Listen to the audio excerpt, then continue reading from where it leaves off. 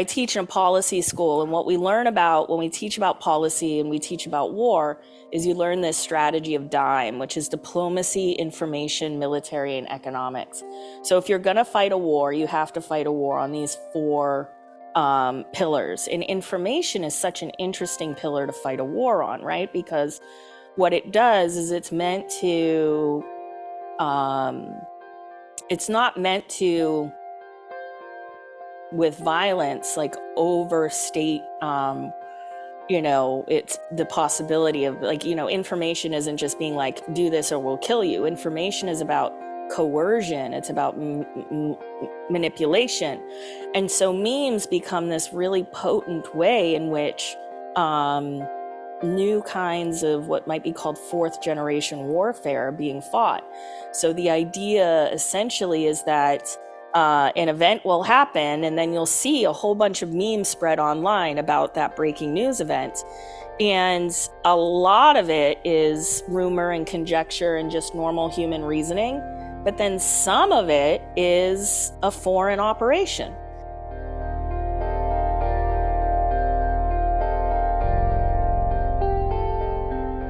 Welcome, everybody. Thank you for coming. Welcome to GBH and the Yawkey Theater. My name is Singer. I'm the Investigations and Impact Editor at GBH News, and I'm pleased to welcome you to this talk and book launch of Meme Wars with co-authors Joan Donovan and Brian Friedberg. I'm a reporter.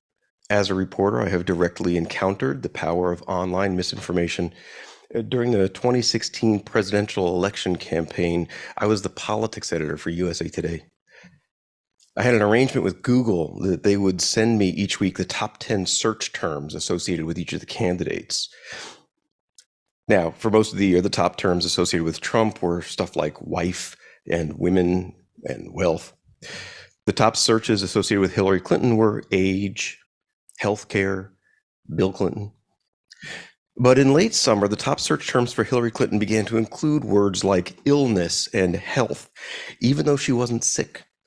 It was being driven by online memes and videos suggesting that she had some kind of debilitating degenerative disease. A heavily edited video claiming to be evidence of her symptoms had generated 3 million page views. Donald Trump made reference to these allegations during his rallies. None of it was true. I now believe that a lot of this chatter was driven by a Russian disinformation campaign, but then, of course, Hillary Clinton sort of fainted and acknowledged that she had pneumonia, and that simply poured gas on the fire of the fiction that she was too sick to lead. This story got me in a world of trouble, only because the lead sentence is something like, "There's no evidence there's anything wrong with Hillary Clinton's health." Believe me, a lot of right-wing trolls did not like that sentence. GBH has taken the subject of misinformation very seriously. It's a direct threat to our democracy. It's also a direct threat to our industry, what we do for a living. We work in truth. One of our reporters, actually, Philip Martin, has been writing about the rise of neo-Nazi groups in Massachusetts that are fed by some of this online misinformation. He's spending the semester, as it turns out, at Harvard as a Shorenstein Fellow, studying misinformation and its link to white nationalism. I suspect the work of Ms. Donovan and Mr. Friedberg is providing a great roadmap for his research. Tonight, we get a chance to hear from them about their new book, Meme Wars. It's the first major account of how Stop the Steal went from being an online meme to a real-life attempted insurrection, and how a motley reactionary army used memes and social media to seek out new recruits, to spread ideologies, and to remake America according to their desires. Before I introduce our guests, I would like to welcome our audience both to the Yawkey Theater and to acknowledge our virtual audience. More than 60 people have signed up to attend online tonight, and we also want to hear from you. As you know, your camera is off and your mic is muted, but you can post your questions in the Q&A box, and a staff member here will make sure to relay the questions to Joan and to Brian when it's time. In-person audience members, a little more old school, just raise your hand to be recognized when the moderator opens the Q&A session. I also want to thank our audience producer, Annie Schreffler, and the Forum Network team who co-produced this event. Thank you for putting this all together, and thank you for having me. And now, welcome to our guests. Joan Donovan is a leading public scholar and disinformation researcher specializing in media manipulation. Let me try that again. Media manipulation, political movements, critical internet studies, and online extremism. She's the research director of the Harvard Kennedy School's Shorenstein Center on Media, Politics, and Public Policy, and the director of the Technology and Social Change Project. Brian Friedberg, co-author, is the senior researcher of the Technology and Social Change Project and an investigative ethnographer, focusing on the impacts alternative media, anonymous communities, and unpopular cultures have on political communication and organization. And our moderator, Anissa Gardizy, is a technology and innovation reporter for the Boston Globe. She focuses on emerging industries and trends, culture, breaking news, involving both startups and publicly traded tech firms. Anissa, thank you so much for being with us. And with that, take it away. And welcome. Thank you guys all for being here. I think it would be great to start with an overview of the book, just in case some people haven't read it, and then we can dive in with some questions. And just so everyone knows, if you have a question during what anyone is saying up here, please hold on to it, because closer to 7 o'clock, we're going to open it up for a Q&A portion. So if you have a question, write it down and remember it, because we'll definitely get to it. But I'll turn it over to you guys for a quick overview of the book, and then we'll dive into our questions. Sure.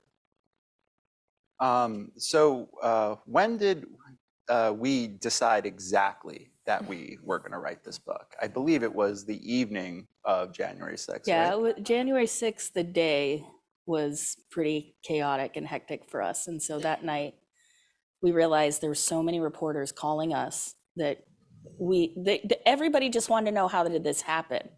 And we just kept saying, it starts so much earlier than this. Yeah. So one of the reasons I think that your instinct is right, that we did know a little bit earlier, was because we've been doing this for a long time now. Joan and I have been working together since 2017.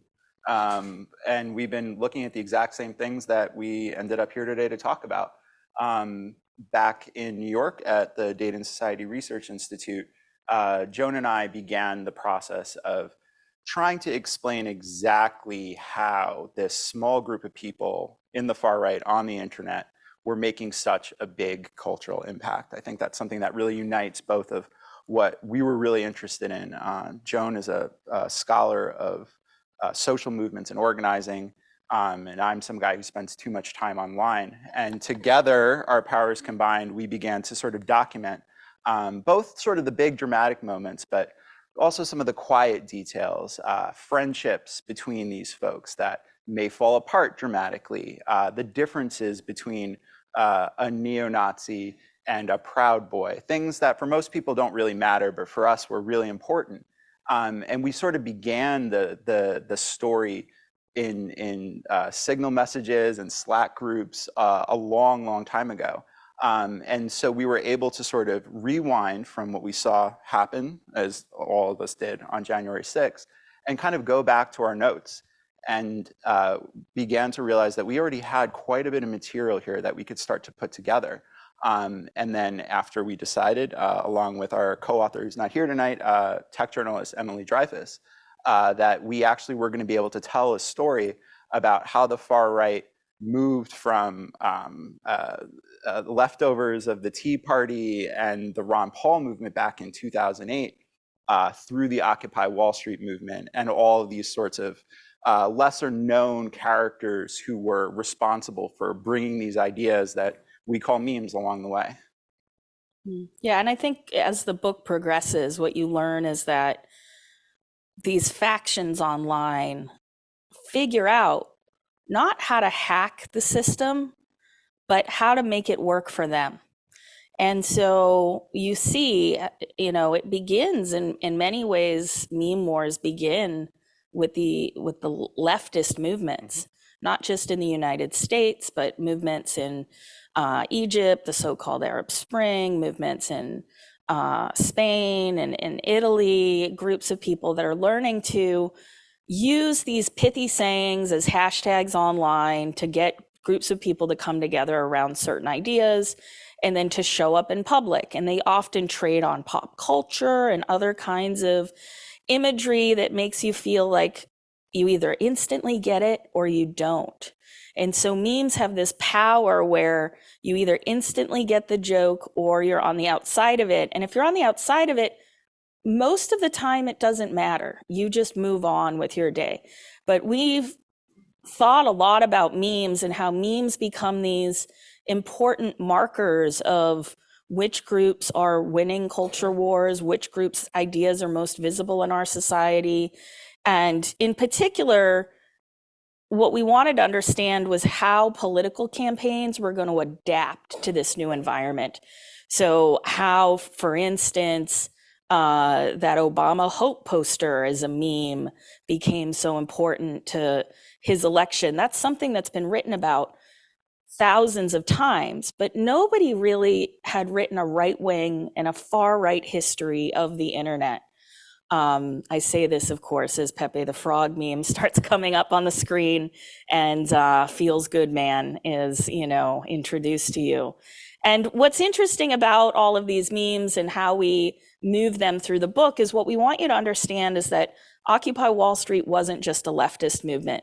It was a place where Steve Bannon and Andrew Breitbart learned how to do politics online. They learned how to get people into the streets by studying the Occupy movement.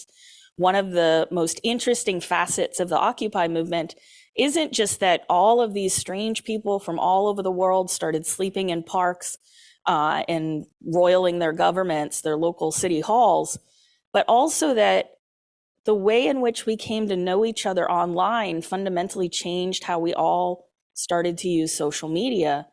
And Bannon and Breitbart were watching this, and one of the things that they keyed in on is that occupiers really got the crowd moving and got them to come to Zuccotti Park, not because people believed in the message of the movement, but because they were tricked. Occupiers were tricked into saying, Radiohead's going to be playing Friday afternoon at 4 p.m., better be here. And then Radiohead's got to respond online to Occupy Wall Street saying, wait, guys, support your cause, but we're totally not playing there. We're going to play it, the Garden that night, Madison Square Garden, not our beautiful Boston Garden. And then, through the magic of the internet, Radiohead fans start talking to each other and they're like, of course Radiohead would say they're not going to play. We should go down there anyway. So thousands of people show up to this concert that never happens, but then get acquainted with the politic. And for Bannon in particular, Steve Bannon, this is a key moment in how he understands how to do politics. And then for the next 10 years, he becomes this real general in the meme wars that we take you through as we look at movements during Gamergate and gamer movements against Black Lives Matter. We take you through the QAnon movement and the birth of the QAnon movement. We bring you up through all of the anti-COVID messaging and the unlikely alliance of Second Amendment activists with anti-vaxxers, with truthers, and then the book really culminates in the rise of Trump through so many memes that he was able to marshal as campaign promises, including lock her up, including drain the swamp, including, what was that other one that was really popular? Build the Wall, which came from a 2004 Minutemen campaign, right? It came from actual white vigilantes at the border. And then lastly, we end pretty much on the day of the insurrection with Stop the Steal, and why that movement of the wires to the weeds, that is people hearing about things online that then change them politically, personally, into being willing to do something else. And in effect, break the law is huge. And so for us, we wanted to map and historicize that trajectory, but we also wanted to tell a history of the internet as we had studied it, not a history of the internet that says oh, look at this fancy new toy. It's full of innovation. Everybody's making money. Crypto's the future. Like, we were just like, all of this feels like a mirage. How do we get down to a materialist history of how people are using this technology and how it's showing up in our politics? And we find that the book gives us a very useful program and understanding for how we can decode midterms and a lot of other shenanigans that are going on. Awesome. Thank you guys so much for that overview. We do have a lot to get into tonight, so let's start with some questions. Already, we've had memes shown up on the screen, and I will say I thought I knew what memes were before I read the book, and you know, it's so much more complicated and vast than I really thought. So I figured we would start with sort of your definition of a meme. What is the anatomy of a meme, and how do you find them? Often memes find you, which is what's so interesting about them as sort of elements of culture.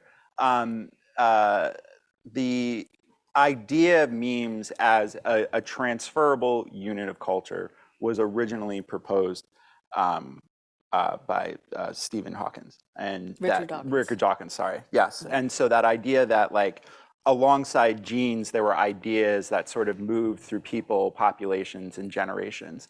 In a lot of ways, that's just an attempt by evolutionary psych people to explain away culture that other disciplines like sociology and anthropology have dealt with a lot more constructively.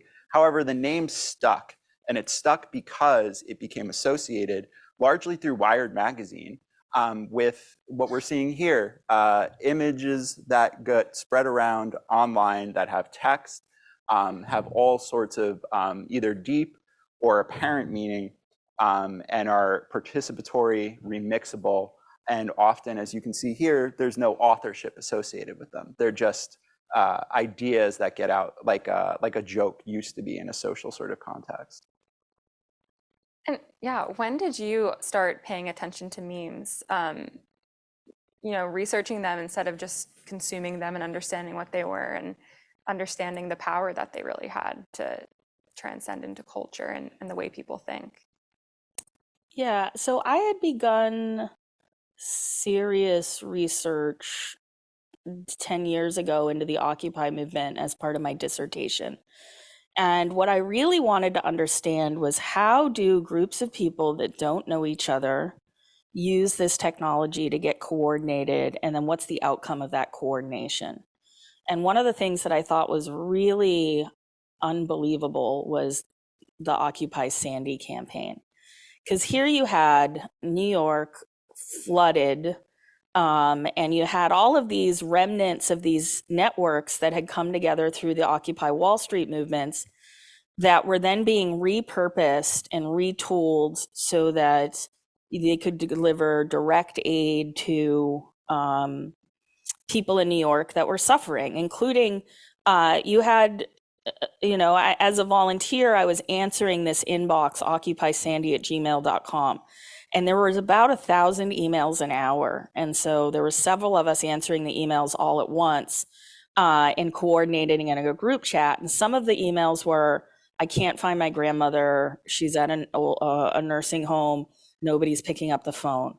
Another one is, I have 400, this was literally true, I have 400 hot dogs that I want to donate. But once they're out of the fridge, they're out of the fridge. You have 400 people that need hot dogs, right? So you've got all these weird logistical things, and you need to dispatch a kid on a bike to go to the nursing home to see if people are okay because cars can't get through. And then you need to find someone that can cook 400 hot dogs in a park, you know, and give them away for free. So luckily there had been this biker gang that had set up a temporary camp in the Rockaways that could take the hot dogs and cook them up because they had grills and generators and things. But you were constantly trying to solve these small network problems or these small world problems in ways that the Red Cross couldn't. And so you had all these hashtags that were needs of the occupiers or needs of Occupy Sandy. You had an Amazon wedding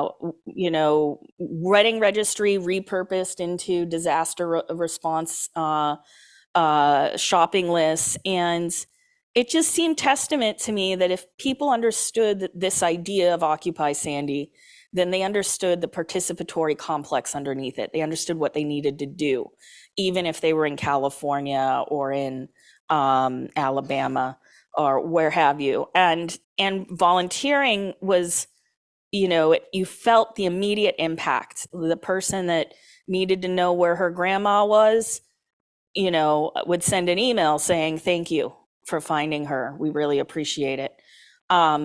And there were some atrocities that we uncovered too, where some of these nursing homes were completely abandoned by staff, and the people who were living there were just in their beds hoping somebody would come. And you couldn't call the cops, you couldn't call the fire department because everybody was overloaded.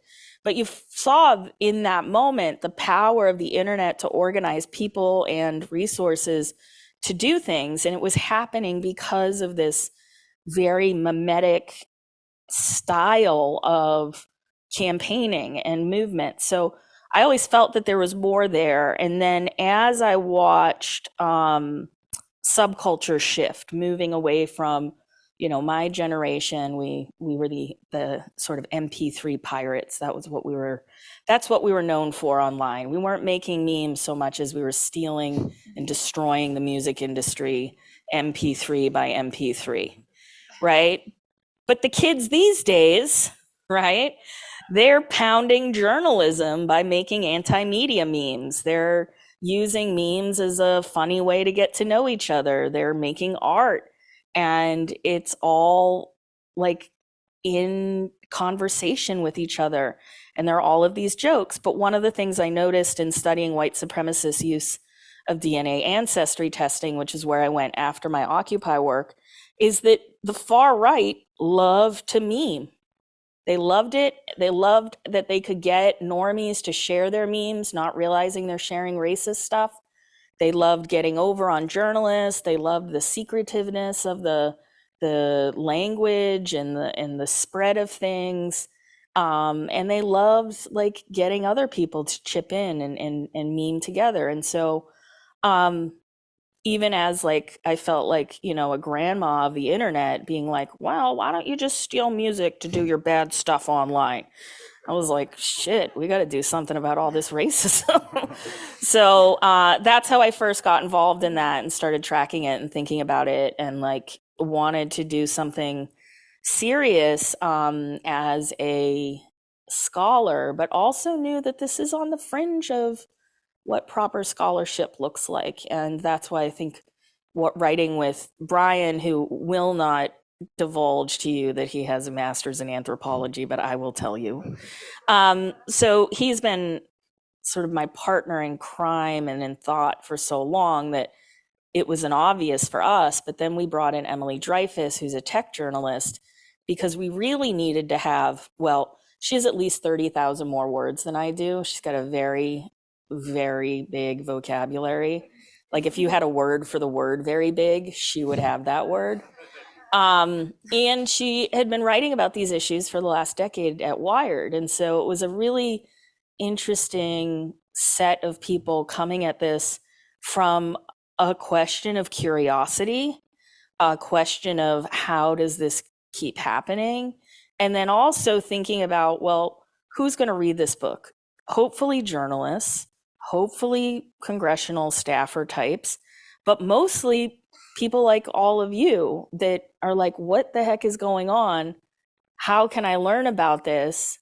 Like, the book is really meant for people to understand how mimetic cultures are changing or the internet is changing our politics.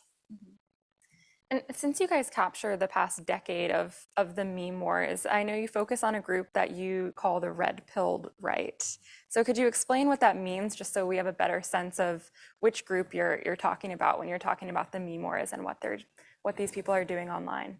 Sure. What we're calling the red-pilled right may have been called the alt-right not that long ago. That term, like all other forms of branding, loses its edge after a while and loses its meaning. A lot of folks have claimed to be and no longer claim that title. But one of the fundamental things that connected all of the groups that we were studying was a process called red pilling. That is taken from the 1990 film The Matrix, when Neo is offered a choice of the red pill to wake up and see the world as it is, or the blue pill to go back to sleep. That metaphor has been used by many, many different groups. But the red pill right refers to folks who believe that there are fundamental truths about human genetics, race, and gender that are purposely being suppressed by liberal establishment forces, and that after exposure to debunked scientific racism, sociobiology, a lot of these sort of previously acceptable forms of racism that were welcomed by the academy and various social institutions, but have been debunked since, and we are slowly moving on from some of those ideas, that we have to go back, to see the truth that's being buried in these forbidden documents. The process of red pilling, as in waking up, often these folks, they never feel they can go back to regular life again, and that being red pilled either motivates them to try to convert others or kind of break off and try to maybe form their own sort of world, either online or in the real life, that's separate from big liberal establishment politics. And why do you think the red-pilled right has latched on to memes as a form of spreading their ideology? Is it because they've seen it work and they're getting better at making it work? Why is that specific with them? I think initially it's because it worked on them. So when you think about a site like 4chan, which is considered a hotbed of white supremacist ideas nowadays, it wasn't always like that. There were online neo-Nazis who, in a very concerted campaign, tried to spread these ideas of scientific racism and essentialism into these communities. And one of the ways that they had success was by memes, was by putting infographics and funny little pictures and a racist cartoon with some crime statistics associated with them. And they found that that was actually a very persuasive form that then somehow enacted itself again through the folks that were being converted. So a lot of their initial community was formed around seeing an image that sent them to a website where they were exposed to these sort of dark libraries of forbidden knowledge. There's also, in some of these groups, a dark fascination with military-style counterintelligence, influence operations, sort of that kind of crowd psychology, and memes. So I teach in a policy school, and what we learn about when we teach about policy and we teach about war is you learn this strategy of DIME, which is diplomacy, information, military, and economics. So if you're going to fight a war, you have to fight a war on these four pillars. And information is such an interesting pillar to fight a war on, right? Because what it does is it's meant to, it's not meant to, with violence, like overstate, it's the possibility of, like, information isn't just being like, do this or we'll kill you. Information is about coercion. It's about manipulation. And so memes become this really potent way in which new kinds of what might be called fourth generation warfare are being fought. So the idea essentially is that an event will happen, and then you'll see a whole bunch of memes spread online about that breaking news event. And a lot of it is rumor and conjecture and just normal human reasoning. But then some of it is a foreign operation. This other government wants you to think this specific thing. And so information warfare online has been something that our cyber agencies have been really struggling to deal with, because they can't tell the difference between citizens or everyday people and the combatants that are lacing the territory with misinformation. And one of the things we always say in our lab is that everything open will be exploited, which is to say that the easier it is to create a bunch of accounts or spread information online or purchase advertising so that your content goes further, the easier it is to quote unquote weaponize social media platforms. And so what we've noticed, and something that we have the beautiful pleasure of having Dr. Coleman in the audience tonight, who has written extensively about early social movements like Anonymous, who were using that very same vulnerability, the openness of the internet, to spread information, to bring people new information about corrupt governments. That kind of first mover advantage is gone now. And now what we have is politicians, foreign leaders, states building their own cyber troops and their own cyber armies to do this.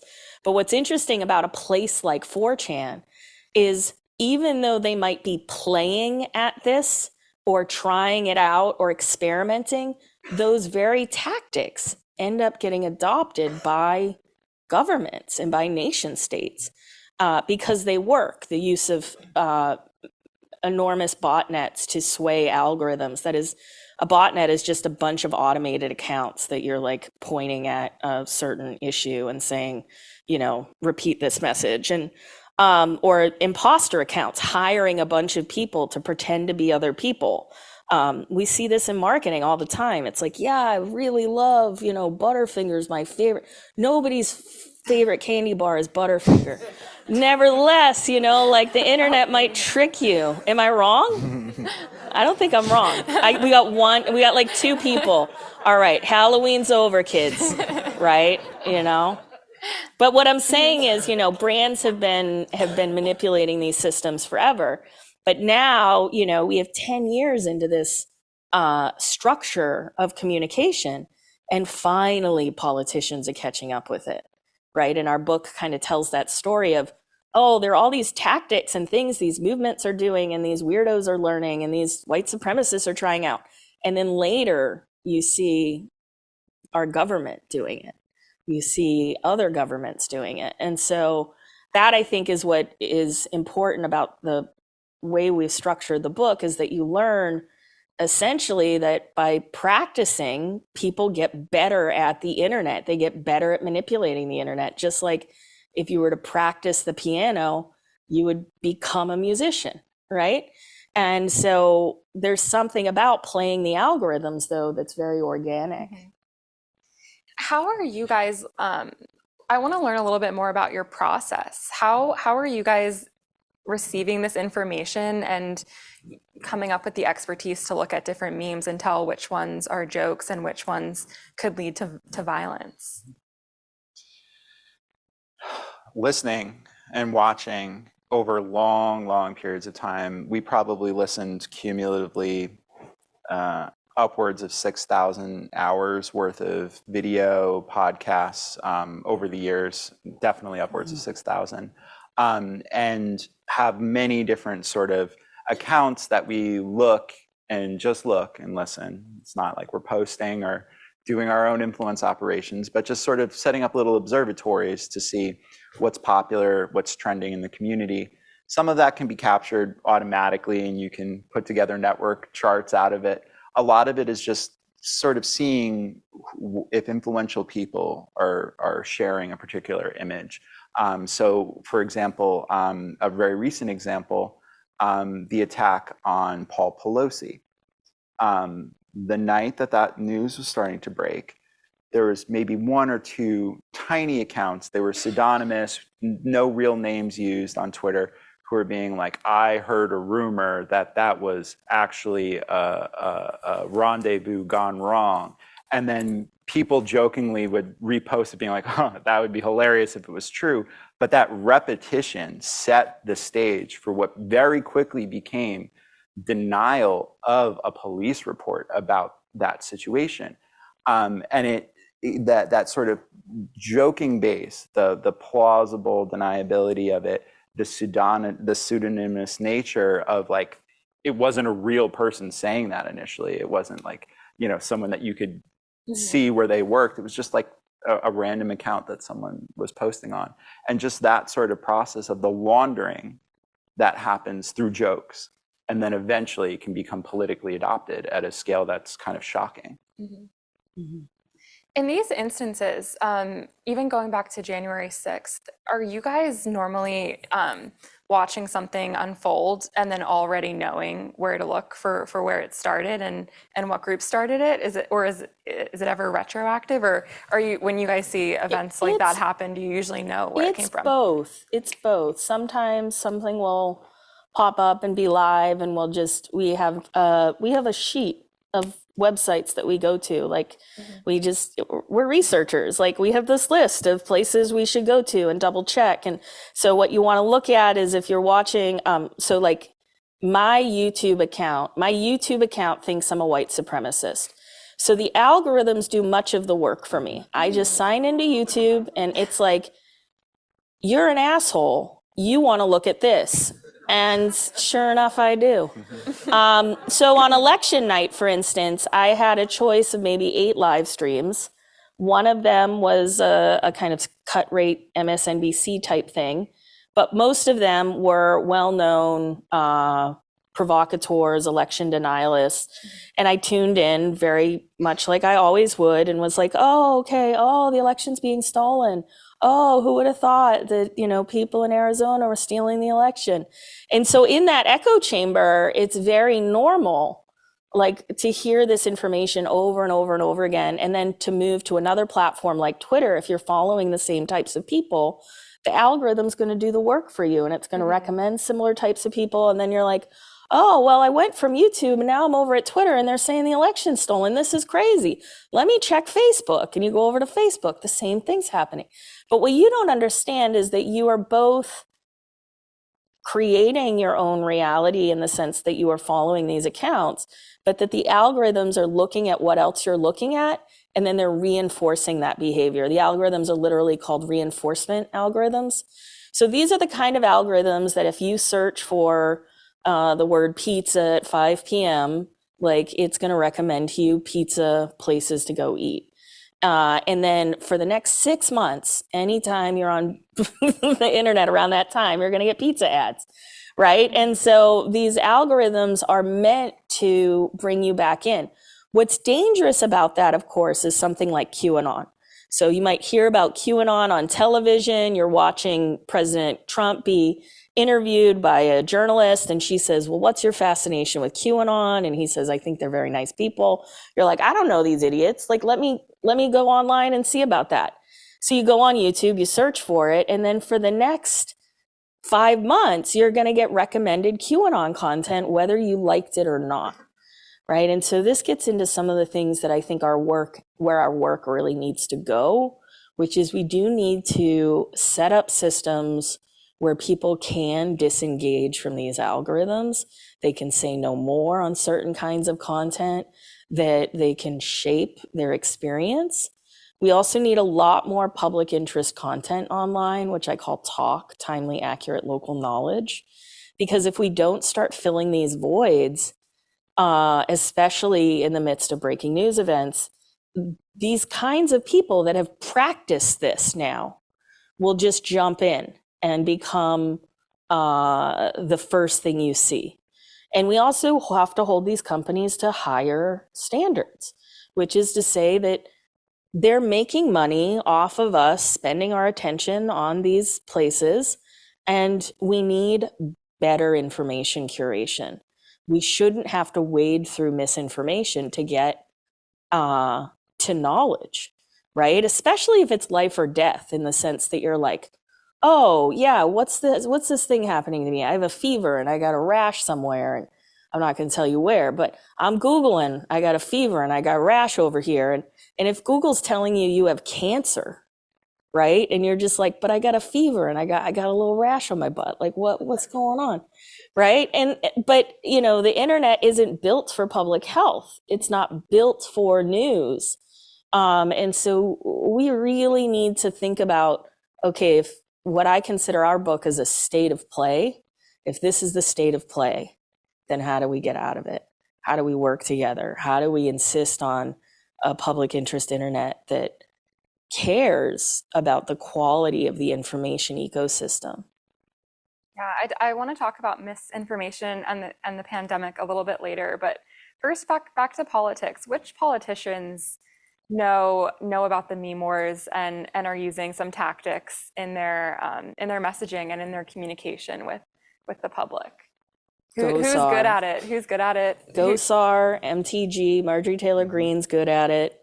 Trump was very good at it because he both understood the sloganeering component of it, 3 pithy words that can say the whole thing all at once.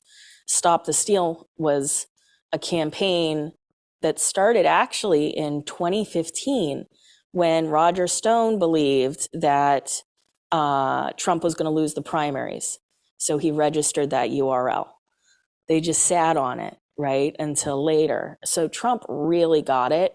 But part of that, I think, is because memes are really popular within advertising industries, and Trump didn't hire a bunch of canvassers. He hired ad execs. He hired people to do messaging, and he really understood that.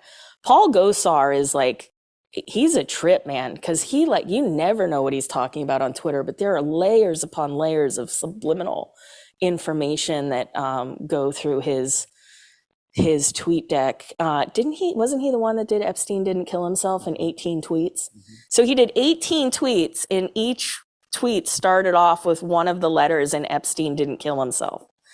That is dedication. Like, I'm not going to send 18 tweets in a week, but he really thought about it. Marjorie Taylor Greene was really trying to launch dark MAGA. Madison Cawthorn, RIP, but I'm different. He tried to launch a lot of dark MAGA meme war stuff. But what's interesting about it is what it does is it also shows memes really show connectivity and collaboration amongst people. So once you start to see those memes spread and who's picking them up, you can also get a sense of who's working together and whose communications teams are working together, especially if they're all sharing the same YouTube video or the same slogan. AOC's been great at using some memes. The Squad itself is a really interesting meme because we don't really have a lot of lefty political memes. But I don't know. What do you think? You're deeper in it than I am. Yeah, I think that sums it up pretty good. It's again like there's a direct correlation to hiring the right Gen Z campaign staff to be able to actually connect. And in cases like Paul Gosar, like those campaign kids, a lot of them are pretty close to the edge, and he'll end up getting in lots of trouble for letting them sort of unfettered post. It's been said that John Fetterman and his campaign was meme-y. They weren't actually sharing a lot of memes, though. It was mainly good old-fashioned character assassination of his opponent. You know what I mean? It just happened to be on Twitter. And I'd say that probably the biggest meme moment for the Democrats was when, again, junior campaign staff decided to tell their bosses about something called Dark Brandon, which is actually right up here on the screen right now, which was a way to make Joe Biden into some great neoliberal mastermind that was here to take down all the things that the right wing held so dearly. And again, that was made by some kids on Twitter. It didn't even come from them directly. So that was probably one of the most direct sort of like democratic adoption of like internet memes in the last couple of years. What does it mean now that politicians are using memes to communicate with the public? Is there anything that the public should be aware of, or is it just another form of messaging? Well, it was, I don't know. So Biden, like when they tried their first meme campaigns in 2020, I don't know if you even saw these ones where he's like pulling down the aviators and he's in his car and it says like riding with Biden, right? It was a very forced meme. And the Brandon one has been interesting because Let's Go Brandon, just as a bit of background if you haven't heard. So there was a NASCAR race, this guy Brandon won, and he was being interviewed. And very loudly, the crowd was chanting F Joe Biden. And the commenter that was interviewing Brandon said, "Oh, I think they're saying let's go Brandon." And he kind of smiled because it was obvious that's not what was happening. And then there were t-shirts and bumper stickers and hats and everything, let's go Brandon. And then this like dark Brandon thing became this remix or this, and that's the thing about memes that's really quite fascinating, is that they can be remixed, they can be readopted. And the laser eyes, of course. And it's kind of funny because the other memes about Sleepy Joe are that like he can't wake up in time to get his briefings and like can't even chew oatmeal. And then you got him being like the mastermind that's like plotting, the democratic overthrow of the United States so that we can have full gay space communism, which I'm all in for. Like if I could vote for that, that's my vote. Mm-hmm. How who's winning the meme wars? If everyone seems to be doing it. You mentioned that that Joe Biden meme that didn't go so well. Are there winners right now? Yikes, you want to take this No, one? the memes are good for getting people to think about politics, but they're bad for getting politics done. They often, particularly the way the American right and their performance in the midterms, surprise performance in the midterms, there's a lot of reevaluation that's happening in the American right at this point, being like, is this actually the best way to do politics? The memes tend to outlive the folks who make them, and outlive them in terms of relevancy as well. So many of the individuals who are like really important, like edgy right-wing political figures in the past have faded into obscurity or have been buried by legal repercussions for the things they did, like Charlottesville or Alex Jones's lawsuits, the record amounts of money he has to pay out right now. That idea that they can just identify who we don't like and what we don't like and get us to make fun of it. Let's go own the libs, or let's talk, how fragile the SJW snowflakes are and all these sorts of things. They're great for getting people angry, but they're very, very ineffective for actually getting policy, like build the wall. A lot of people really, t-shirts again, chants and everything, they weren't able to do it. And again, like that whole idea that like, it's great to be able to create a slogan. If that slogan's sticky, that's fine. But if you have no plan of governance to back up those slogans, then who's really winning? It's just the idea. Yeah, there was a big moment during the uprisings for George Floyd that I think really scared the Democrats away from memes. So you had, of course, everybody saying, Black Lives Matter. But then when it came down to, well, what was the movement demanding, which was defund the police, you had this big step back. And politicians were like, whoa. I like Black Lives Matter. I don't know about defunding these police, though, right? And it became this like really difficult but key phrase that either politicians needed to say if they really did support the movement, or they needed to atone to and say, wait, I didn't say that, because the right was saying every liberal and every Democrat was saying it. So you had to clarify your position. You couldn't just abstain. And that's the thing about silence. I used to study silence a lot. I still do, because I have trouble shutting up. And in the study of silence, there's only a few people that have recourse to silence in society, and politicians are one of them. You have to make politicians speak. And the right was very good at that stage at making politicians speak on that meme. And as we were writing the book, we were thinking a lot about how culture wars had turned into content wars. And right now, in terms of culture wars and content wars, there's no bigger issue than trans people's right to exist, trans people's right to medicine.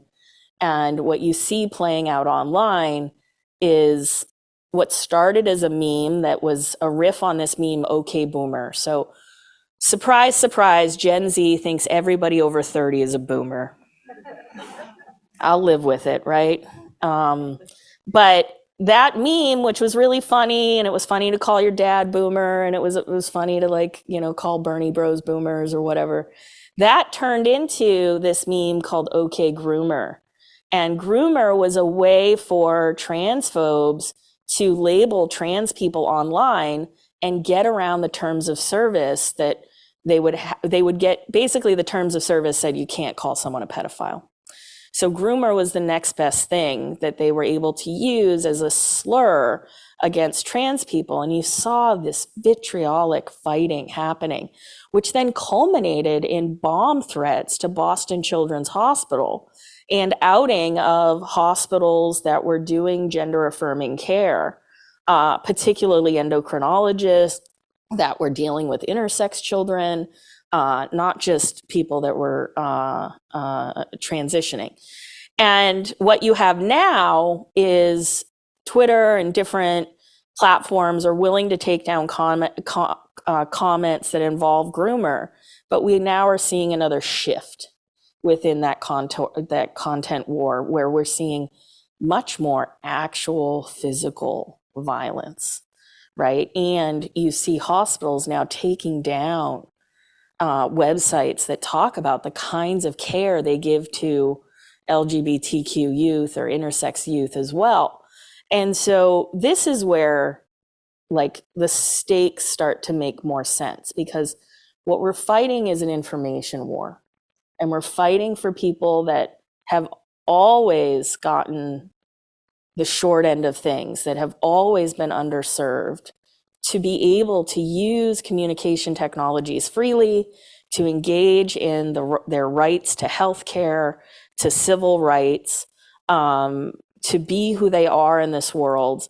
And what we now know that platforms need to do, because they create a territory in which people interact, is they need to have spaces and places and tools and techniques and tactics where different groups of people are able to commune, are able to have peace and community safety in ways where they're not like flattened and attacked by these other groups of people that, you know, this is the worst part of the job that we do, is that, like, we're in the muck of all of this, you know, racist, sexist, homophobic, transphobic content all the time. And some of these people that are doing it just for money are not even that serious about the commitment to the cause, right? They're transphobic because it's easy to be transphobic right now and make money. They're racist when it's easy to be racist and make money. And they're just such terrible people that we have to be really careful that we don't lose the whole project of the internet because we're trying to protect a principle like free speech without realizing that the internet is a network. It's for us to connect through, right? And so we have to balance those needs, but we cannot ever mistake the principle or the ideation or the goal for the actual conditions of what is happening, right? That's why policy matters. That's why corporate policy matters. That's why government policy matters. That's why connectivity matters. And so, yeah, what I hope comes from a book like ours is that people can see more clearly how these patterns emerge and how we can do something about it if we can become much more united and work in solidarity with one another. When memes turn from something like OK Boomer to OK Groomer, and then, like you said, there are bomb threats at Boston Children's Hospital, how do you stop it from getting that far? Are the platforms not recognizing it and flagging it soon enough? Or is there something that should be done? And I don't know who should be doing it, but so that the memes don't progress to something like that in the real physical world as well. Well, there's a reason why this stuff is progressing faster on a place like Twitter or on YouTube than you see it progress in a place like Twitch or Reddit. And that's not to say that these other places can't become, havens for hate, but that moderation does matter, and getting at these issues early and defining who it is that you serve as a company. I think what we're watching in the demise of Twitter is this everything for everyone platform. Facebook's fading away in a different kind of way, in the sense that it's becoming kind of like what early Craigslist was like a yard sale website. They've got a game called the Metaverse you can join if you have money. You can go and not have legs and go to a dance party in the Metaverse. So it's good. But you see these places kind of eroding in these different ways. And I think, it's kind of like watching a glacier melt. I think we should get into some audience questions. We've covered a bunch of different interesting topics, but I'll start with the virtual audience. Was Donald Trump memed into the White House? And what role did legacy media have? Did they grossly misunderstand / underestimate these communities that memed him into the White House? I cover a piece that Biela and Whitney Phillips wrote that suggests that it took way more than shit posting online to get Donald Trump into the White House. And which is all to say that I believe the internet and social media allowed Donald Trump to do a few things. One is set mainstream media agendas. He would wake up and tweet, and instantly it would be on CNN, MSNBC, Fox News, the radio. Everybody would be talking about it. So from his Twitter perch, he was able to set the standards for what most of media was going to talk about for the rest of the week. And that kind of control and that kind of circumvention of media gatekeeping made it so that once Bannon came in and backed Trump up, Bannon had one key goal, which was to flood the zone with shit. He didn't want you to pay attention to any of the policies. He wanted you to be fighting these culture wars. He wanted you to be mad about things, but he didn't want you to pay enough attention to what was really at stake with Trump's presidency. The other things that were happening at that time is, the Democrats suffered a major loss of trust within the party because of the Podesta leaks and the DNC and the undermining of Bernie Sanders. What was interesting about that isn't just that Hillary failed to be charismatic enough to bring the party through, is that people actually left the party because they felt like the party wasn't being managed correctly.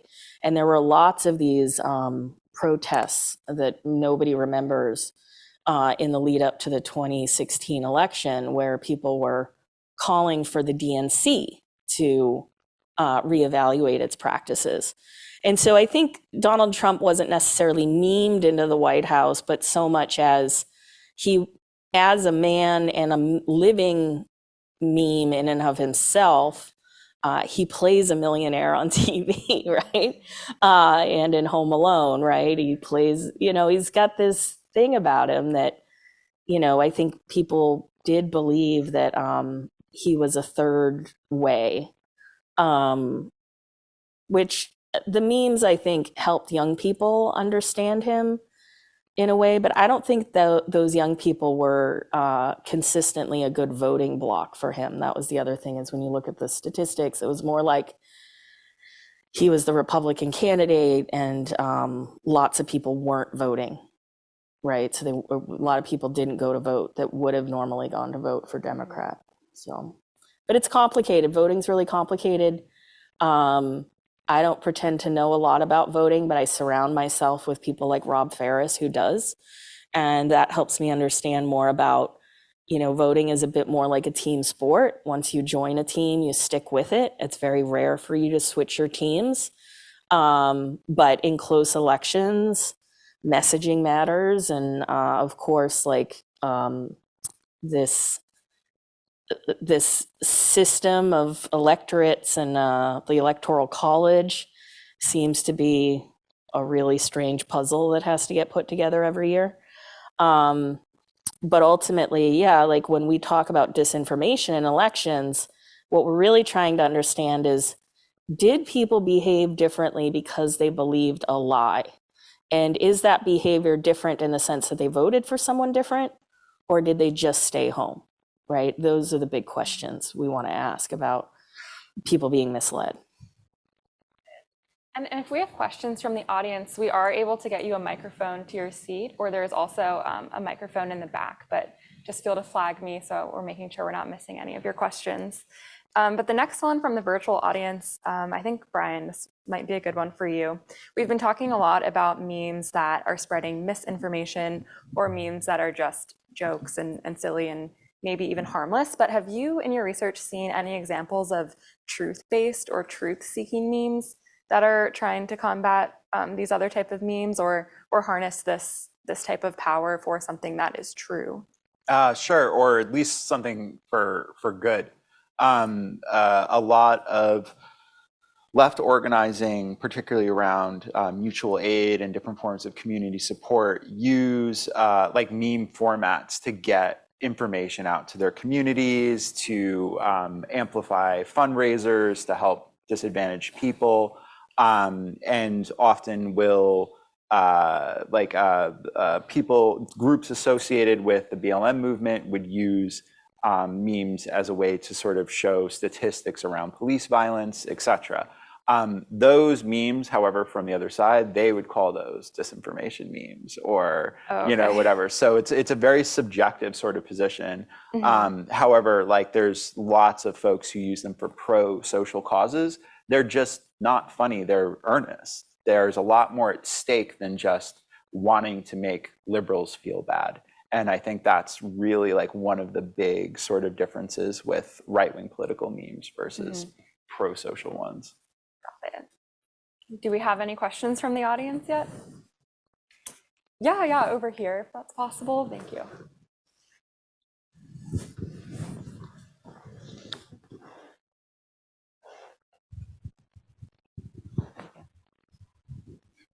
Earlier, Joan, I think you talked about maybe memes where you don't get it, and that's maybe part of the appeal.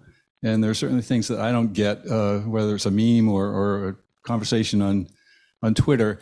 But if that's true, on the other hand, if I would expect that maybe younger people would be more likely to get a meme, but aren't younger people, don't they tend to be more progressive otherwise? So should I be less worried about memes? I don't know. Like, okay, so I'm gonna talk out the side of my head right now because I don't really know where the kids are at these days. I've seen some polling, but from what I look at online, left and center left content that's made by Gen Z tends to be very meme heavy, tends to be very much centered on the pop culture questions of today. But I was pretty shocked by some of the reactions that I saw in left-wing Gen Z YouTube to Kanye West's recent messages, anti-Semitic messages, which is to say that instead of what I think my generation would have reacted with, which is this is anti-Semitism, people started to react with, well, we're just spotting patterns and asking questions. Isn't it weird that a bunch of people in Hollywood are Jewish? And then you saw the same thing reflected on Saturday Night Live in Dave Chappelle's recent monologue, where he was saying, well, I'm just pointing out facts. And so I don't know how progressive they are. One of the things that we study around these red pills is, a red pill about women is always, women deny you sex and love and family. And that women could go and meet anyone and have sex whenever they want, and they're so happy and they're in control. So like if you're anti-woman or you're just trying to figure out how to date, there's all these messages out there for you about that. And then when it comes to like getting into college and starting up your career online, there are all of these communities and messages that do these red pills around, well, it's affirmative action. It's Black people and immigrants that are making your life hell. And usually, though, when it comes to anti-Semitism online, it used to be harder to get people to buy into it. But lately, I've noticed an uptick in anti-Semitic memes that are traveling in spaces that aren't just exclusively far right. And so I don't know, what that means, like sociologically, because we don't have data that says, hey, this is, these are the demographics who are sharing. I tend to look at the density of it. Who's listening? How many people? And for me, I wonder, like, are they going to be as progressive as the last generation on anti-Semitism, on misogyny, on LGBTQ rights, on, issues related to labor? I'm not sure. And we still don't know what the isolation effects of the pandemic are going to have on younger folks' identity formation. And God willing, they didn't form their identity solely by being on TikTok. But you never know. Brian, did you have an answer to that? Because you also watch a lot of this stuff. I think we must have been watching very different left-wing YouTube channels, quite frankly. One of the things I noticed is that there's battle lines that are being drawn, and where there were voids where these sort of right-wing influencers were able to just sort of spread this stuff without any pushback. There have been a lot of left-wing kids who have sort of risen up to the challenge of fighting these sort of cultural fights on live streams, through memes, and are able to sort of push back and recontextualize a lot of the propaganda coming from the American right, and are sort of training a new generation of kids to engage in that fight, because it's not going to just be it's not going to be for granted that just because a lot of the kids in these polls have definitely shown much more left-wing values, doesn't mean they're going to stay that way. And these kids know that. Thinking of someone like Hassan Piker, a very popular Twitch streamer who's done a lot of work to try to de-radicalize kids from the right. And that sort of work, it's an ongoing process. And one of the things they're concerned about, the kids on the front lines, is that they feel the tide is starting to shift, that a lot of these right-wingers are starting to get more and more power and more influence in the wake of the alt-right, not because of it, but because that era is over, and now there's a new era of online conservatives that are starting to work their way in, and it's going to be a fight. And there's, I think, probably more kids that are ready for that fight than there were back in the beginning of the last decade. So that I agree with. I think we have another question from the audience. Yeah, thank you. If you will indulge me too. You mentioned something about sort of Twitter, looking at what you were doing on YouTube, et cetera. Is this directly caused by cross-site cookies tracking? Is this something that is just people who are popular in one platform carry over their popularity to another, and so their ideas spread regardless of the platform? And the second question I have is whether you think conservative funding and ownership of online platforms shaping things like terms of service around sexuality, nudity, et cetera, starting with like the Tumblr porn bans, has changed what kind of content is accepted and not, regarding, what gets taken down and what stays up longer. So with the cookies component, there is some amount of cross-site cookies that figure into it, but it's mainly like influential people on the sites getting recommended by the algorithms. And if you positively engage with them, they're going to be like, oh, you like that? Here's more, here's more, here's more, here's more. So like one of the things we do is we'll create fresh accounts to watch this stuff. We're not using it on our like personal YouTube account where we're watching cat videos as well. We're just telling the algorithm we want politics and we want this style of politics.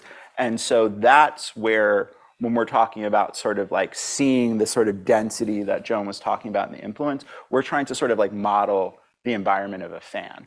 And that's the feedback that that's just a recommendation algorithm. Although if you want to do this stuff super scientifically, you get a whole new phone, you don't connect with any of your regular accounts, you don't use, the same Wi-Fi as you have at home. But I mean, that's part of like one of the problems is there's people who take these things apart, but a lot of them are what they call black box algorithms. We can't actually see how they work. And that's one of the big problems, I think, in your side of the world, especially like trying to communicate to tech folk, like, that's your product. We know you want to keep it secret, but you need to fix it. And we don't know how to tell you to fix it because you don't tell us how it works. Yeah. There's a lot of that. And then I also think the second part of your question, which was about who owns the media, has shifted. I think Musk just figured out what Zuckerberg has known all along, which is that if you own the platform, you own the culture, you own the politics. Musk could have built Twitter for about $2 billion and had a really great platform. What he bought were the networks on Twitter and the influence that comes with it, because Twitter is smaller than Facebook, granted by number, but it is a highly concentrated hornet's nest of influencers, culture makers, politicians, journalists, technologists, you name it, people are looking at Twitter and they're on it. And so the values of Musk are the things that are driving good engineers away from Twitter right now. His values in terms of how he thinks the technology should work, how he thinks the verification should work. It's all seeming to, be exploding in his face as he's trying to reimagine what the platform can do. Luckily, all that change didn't happen before the midterms happened. And what we're going to see is a complete reimagining of Twitter and its networks over the next year or so. Trump owns or has part ownership of Truth Social. It's basically just a megaphone for him and his friends. It's like a way to send text messages to a couple million people. Right? That's about it. It's a very strange platform. Kanye just bought Parler, which I don't know if they'll be able to resurrect it or not. It seems very broken. But he bought Parler because Candace Owens, who's one of his main colleagues these days, who's a right-wing pundit, her husband was the CEO. Right? And so what you see is people who feel themselves aggrieved of freedom of speech. They feel as if they should be able to say anything they want at any point that they want to say it, and there should be no repercussions for that speech. There should be no clap back. There should be no criticism. There should be no demonetization. There should be no deplatforming. These are the people that are buying and building the next generation of platforms. What does that mean? Okay, practically speaking, it means we need a digital public infrastructure. It means that we don't want to give up the power of social media. And we also don't want to have to go and build our networks from scratch again. So there have been these bills proposed for what's a scary word, which is interoperability.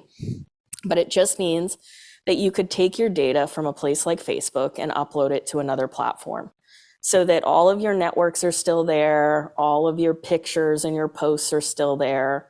You could take your data from Twitter and upload it to another platform that's like Twitter, and you wouldn't have to reinvest all that time and energy in building a place for yourself.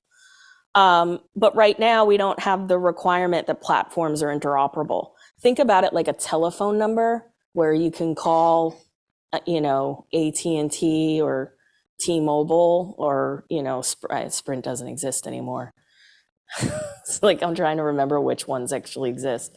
But nevertheless, you have one phone number, or like email. You can email between Gmail and Yahoo. Although my little brother still thinks that he can't email Gmail from his Yahoo. So I don't tell him no, though, because I have Gmail. So he's like, I can't send you an email, Joni. I'm like, that's fine. But you know what I'm saying about you should be able to move your data. You should be able to have these nice things in other places.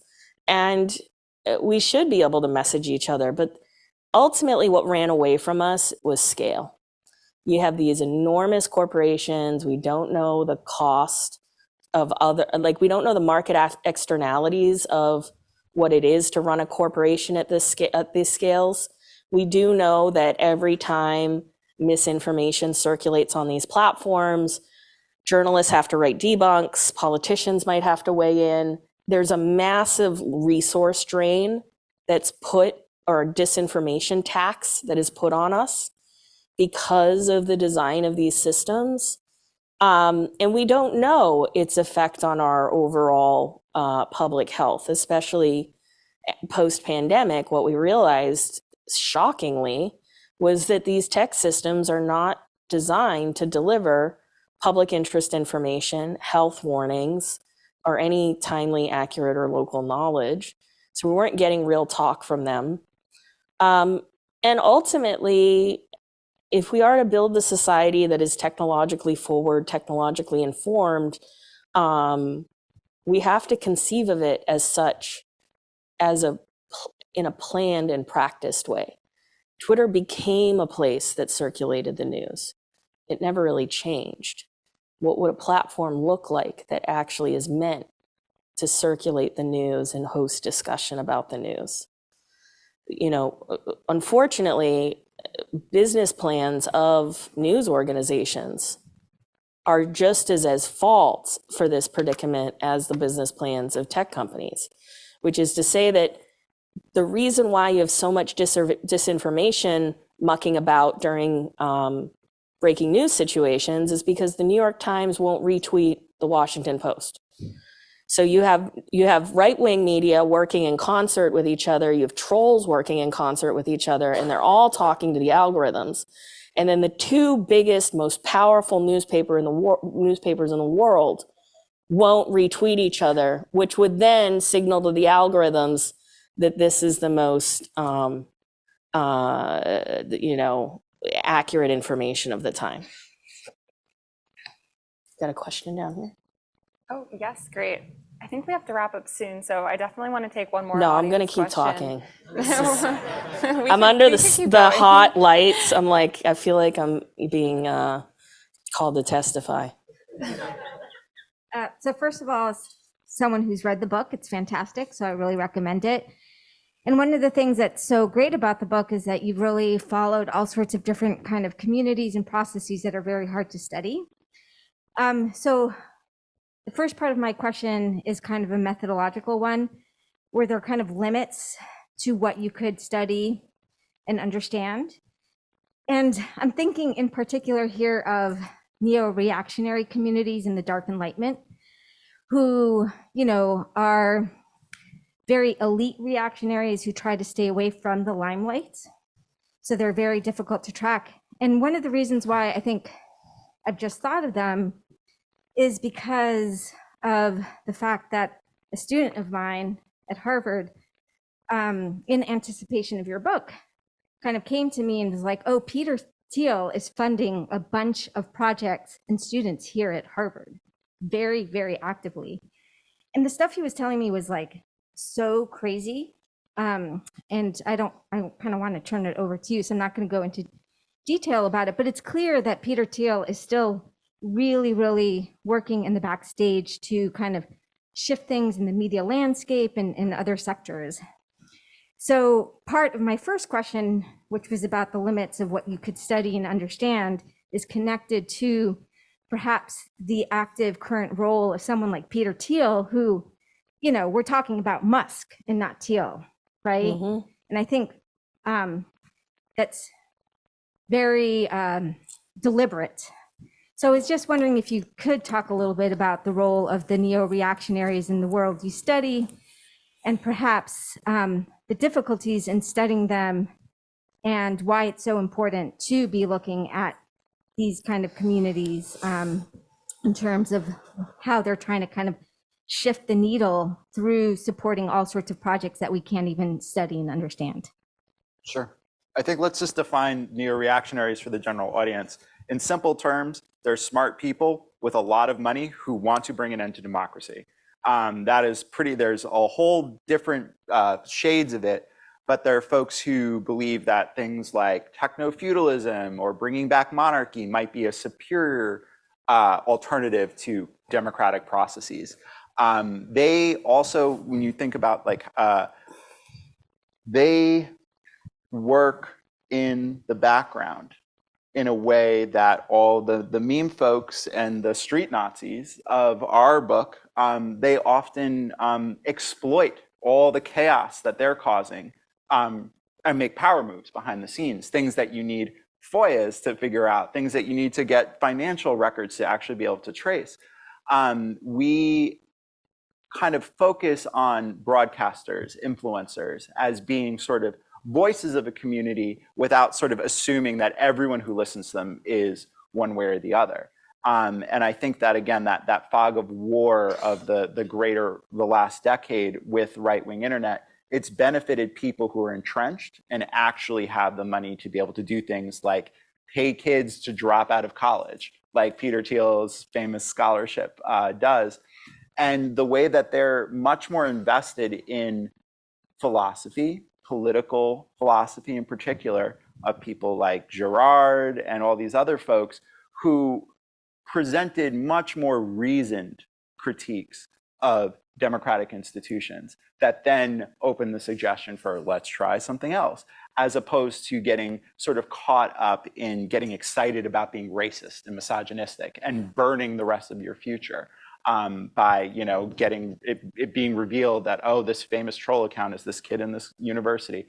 Like, they are playing a different game, but that game I think has been strengthened, not weakened, by all of the mess of the alt-right over the last couple of years.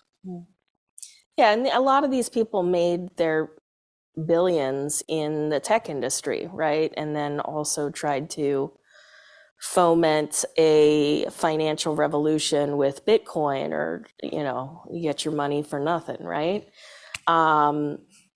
That's that kind of politic, especially when it comes to trying to study, like, where it really is money in politics or influence in politics.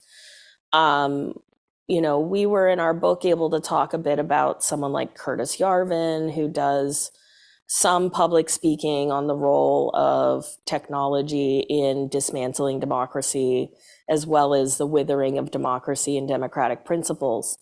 And I think a lot about this in terms of what kind of black pill it is for people who get introduced to this, who think, well, if the current government doesn't work for me and it doesn't work for anyone else, why not try to destroy it and build something new, or not build anything, but allow people to live as they are. And there's some sexiness to that kind of anarchism. But what it looks like in practice, of course, is very rich people funding very extreme political candidates whose big role is to push open the Overton window, to make things that were not normal in society feel more normal. And I think a lot about this in terms of internet culture. I think this is the last point I want to make, which is that for a very, very long time online, it became really normal to make sexist, racist, homophobic, transphobic jokes. And not just jokes, to hold those positions that these kinds of people shouldn't exist. And online, people would just say, well, that's just the internet. That's just internet culture. Or that's just anonymous. These are just anonymous accounts. Why are you upset about that? That's not even real. Or the notion that online life is not real life.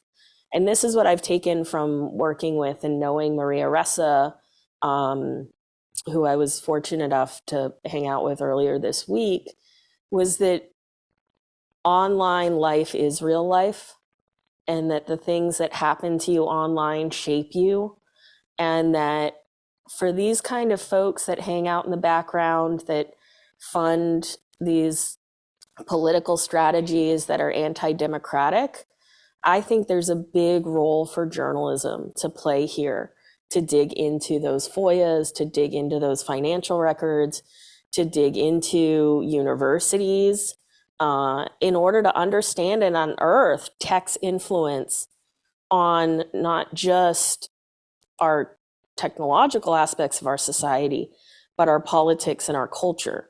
It's no mistake that Facebook is moving into universities and giving inordinate amounts of money to people who will play along with Facebook's desire to dominate the net, and now AI and other associated technologies. We don't see that same kind of investment in universities with Twitter or other technological platforms. We have to ask ourselves why. We have to realize that the solutions that we come up with, the technologies of the future, aren't going to come from some whip-smart single kid working in his basement or in his garage. The days of homebrew are kind of over. We are going to see huge changes in technology come from these big labs where big data and AI are at the forefront. We might see cures to cancer, blindness, deafness, all kinds of things that we need to improve in our daily lives. But the cost, right? The cost is, if we look away, if we don't put guardrails up now, if we don't make sense of people's data, if we don't make sense of privacy, the costs are going to be manifold and they're going to be paid by us. And so someone like Thiel, of course, we got to keep an eye on him and others that are moving into politics, but then are also investing in or ensuring that the downfall of some of our most important truth-telling institutions happens. I'm thinking about Gawker. I'm thinking about journalism in general. I'm thinking about education and the university. Can the university withstand this? I don't know. And that's why I think it's time for, as a society, for us to care more about communication more than we have. We all used to pay those huge telephone bills, right? Doesn't cost us $8 to call across town no more. But at what price, right? We've given over so much to these companies in trade for free. So how do we claw it back, and how do we make sure that we get fair and balanced communication? Public media, it shouldn't just be an afterthought. And then ultimately we can have some cat memes as a treat, right? It can be nice. Thanks for the question, and thank you guys for sticking around. I assume that someone will tell me if I can't ask a final question, but it came in through the virtual audience, and it kind of will make you guys have to answer 2 questions. But if you consider your current book the state of play, will your next book be on the subject of how to solve these problems a little bit further?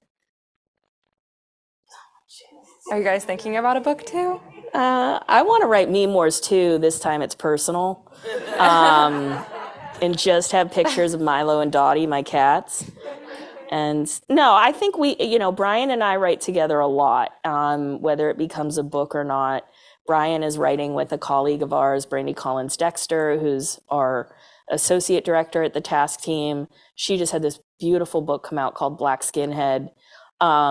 And you all should read it. It's about different forms of political expression that go way beyond the Democrat Party. And yeah, will you write with me again?